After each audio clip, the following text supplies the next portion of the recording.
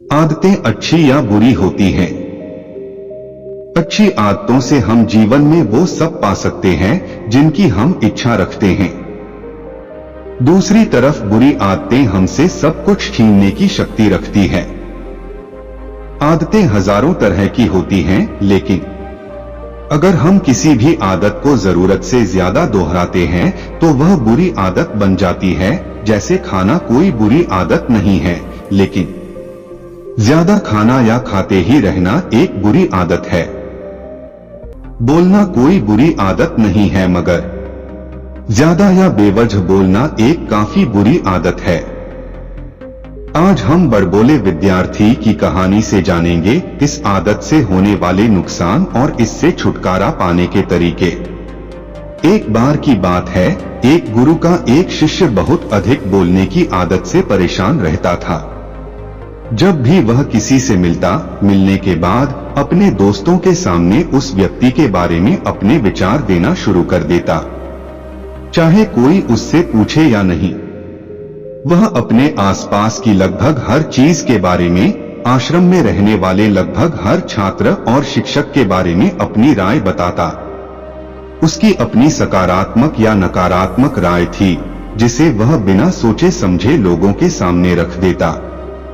जब भी आश्रम में रहने वाला कोई अन्य छात्र उसके पास कोई समस्या लेकर आता, तो वह उसकी पूरी बात सुने बिना उसे सलाह देना शुरू कर देता। वह अक्सर अपने दोस्तों से कहता रहता था कि तुम इस काम को ऐसे करो, वह काम ऐसे ही करना चाहिए। उसे अपने आसपास की चीजों के बारे में जो भी आधा अधूरा ज्ञान था, वह बीच बीच में गपशप के दौरान बात करके उस ज्ञान का ढोंग करता था। उसकी इन्हीं हरकतों के कारण आश्रम के किसी भी छात्र या शिक्षक कभी उसे गंभीरता से नहीं लेते। अक्सर उसके साथ पढ़ने वाले छात्र उससे दूर रहने की कोशिश करते थे, क्योंकि वह उन्हें हर बात पर सलाह देता था। कोई नहीं चाहता था कि वह उनका दोस्त बने, हर कोई उससे दूर रहना पसंद करता था, और अक्सर आश्रम में रहने वाले अन्य छात्र उसकी पीठ पीछे उसकी इन आदतों के लिए उसका मजाक उड़ाते थे। वह लड़का खुद भी जानता था कि उसके बहुत बोलने की आदत के कारण उसे कोई पसंद नहीं करता। वह भी इस आदत को बदलना चाहता था, लेकिन चाहकर भी हर बात पर अपनी राय देने की आदत नहीं छोड़ पाता था। एक दिन वह अपने गुरु के पास गया और अपनी सारी समस्या गुरु को बताई। गुरु ने कहा, बेटा, वही व्यक्ति जरूरत से अधिक बोलता है जो सोचता है कि वह सब कुछ जानता है। ऐसा व्यक्ति जो मानता है कि वह बहुत कम जानता है और अभी भी बहुत कुछ सीखना है, वह कभी भी अधिक नहीं बोलता है और न ही अपनी राय देता है। तो पहले अपने अंदर से यह अभिमान दूर करो कि तुम सब कुछ जानते हो। शिष्य ने गुरु के सामने सिर झुकाया। गुरु ने कहा, बेटा, एक दिन में आपकी बहुत ज्यादा बात करने की आदत एकदम से खत्म नहीं होगी। आपको धीरे धीरे अपने अंदर से ये आदत खत्म करनी होगी।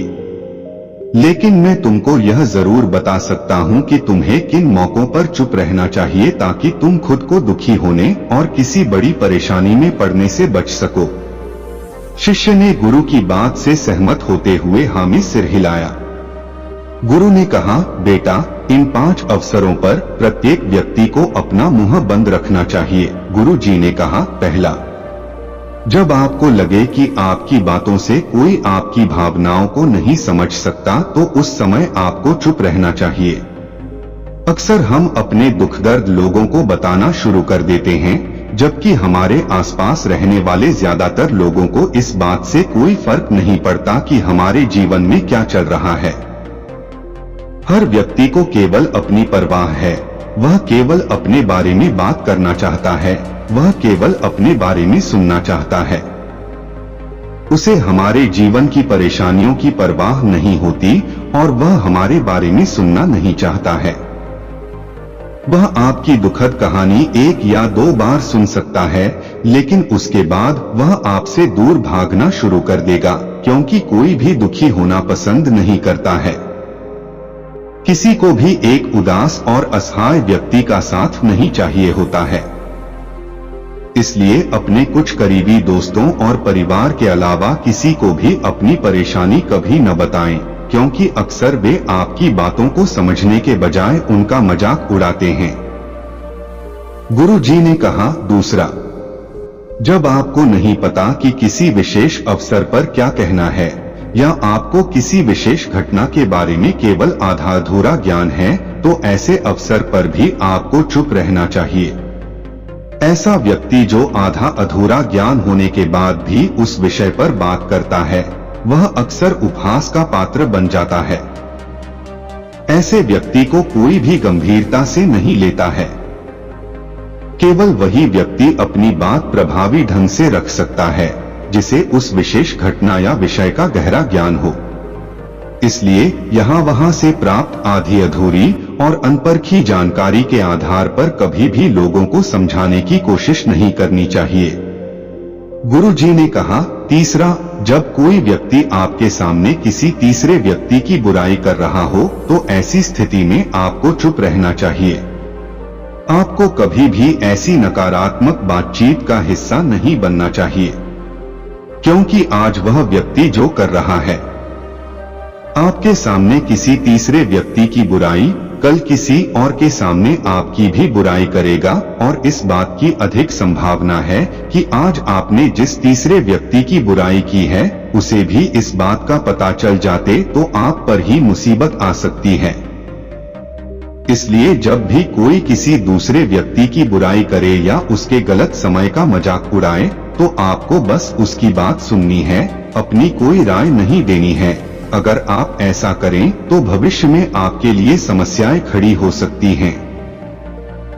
गुरु जी ने कहा, चौथा, जब कोई आप पर क्रोध और घृणा से चिल्लाता है, आपका अपमान करने की कोशिश करता है, तो ऐसी स्थिति में आप दूसरे व्यक्ति की क्रोध और घृणा को चुप रहकर कम कर सकते हैं। चुप रहकर भी आप स्थिति को बिगड़ने से रोक सकते हैं। जब आप ऐसा नहीं करते हैं और दूसरे व्यक्ति के क्रोध का उत्तर क्रोध से दे देते हैं तो परिणाम काफी भयंकर होता है। यदि आप उस समय चुप रहते हैं तो यह बात उस क्रोधी व्यक्ति के दिल में महसूस होती है। जब क्रोध शांत हो जाता है तो वह अपनी गलती पर पछताता है और इस बात की भी संभावना बढ़ जाती है कि को आगे आकर आपसे माफी मांगे अपनी गलती के लिए। और अगर वह माफी नहीं मांगता है तो वह अंदर से दोषी महसूस करने लगता है और फिर अगली बार आप पर गुस्सा करने या नफरत करने से पहले कई बार सोचता है। लेकिन आपको हर हाल में या हर समय चुप भी नहीं रहना चाहिए। अगर कोई गलत कर रहा है तो उसका जवाब आपको देना चाहिए, क्योंकि कुछ लोग ऐसे भी होते हैं जो हमारी खामोशी को हमारी कमजोरी समझते हैं। गुस्से में चुप रहने का यह तरीका केवल परिवार, करीबी रिश्तेदारों और कुछ करीबी दोस्तों के लिए ही सही है, हर इंसान के लिए नहीं। अगर आप हर जगह खामोश रहने लगें तो इसका गलत इस्तेमाल भी हो सकता है।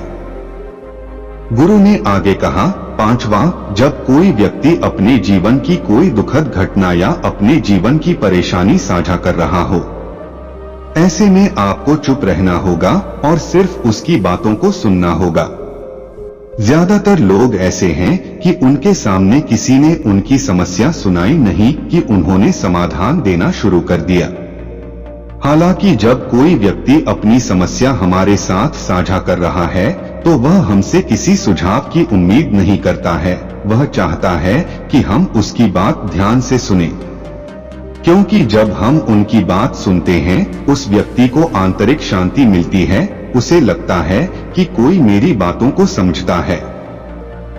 अधिकांश समय जब लोग अपनी समस्याओं को हमसे साझा करते हैं तो वे हमें केवल अपनी बात बताना चाहते हैं, वे हमसे किसी भी प्रकार की सलाह नहीं चाहते, क्योंकि वे पहले से ही सभी तरह की सलाह जानते हैं जो हम उन्हें देने जा रहे हैं। मुसीबत के समय किसी व्यक्ति को सांत्वना देने का सबसे अच्छा तरीका उस व्यक्ति की बात को ध्यान से सुनना है। जब हम बिना ध्यान दिए लोगों की बातों को ध्यान से सुनते हैं, बिना किसी सलाह के, तब उनकी आंखों में हमारे लिए सम्मान और स्नेह का भाव पैदा हो जाता है। उन्हें लगता है कि हम अधिक गंभीर, बुद्धिमान और शांत दिमाग वाले लोग हैं, इसलिए अब जब भी कोई अगली बार आपको अपनी समस्या बताए तो बस उसकी बातों को ध्यान से सुने और जब तक वह आपसे न मांगे उसे किसी प्रकार की सलाह न दें। गुरु ने कहा, मेरी एक बात हमेशा याद रखना, जब आप कम बोलते हैं तो लोग आपकी ओर अधिक आकर्षित होते हैं कि आप कौन हैं और आप क्या सोचते हैं। शिष्य ने हाँ में सिर हिलाया। शिष्य अब गुरु के शब्दों को समझ गया था कि किन परिस्थितियों में उसे चुप रहना चाहिए। उसने यह भी सीखा था कि कम बोलने से वह आश्रम में अपनी प्रतिष्ठा वापस पा सकते हैं। उसने गुरु को धन्यवाद दिया और वहां से चला गए। दोस्तों, अगर आपको ये कहानी पसंद आई तो इसे ज्यादा से ज्यादा शेयर करें। हम अपने चैनल पे ऐसी ही अच्छी कहानियां लेकर आते रहते हैं। अगर आप हमारे चैनल पे पहली बार आए हैं तो हमारे चैनल को सब्सक्राइब कर ले, जिससे हम आप ऐसी ही अच्छी कहानी सुन सके सबसे पहले।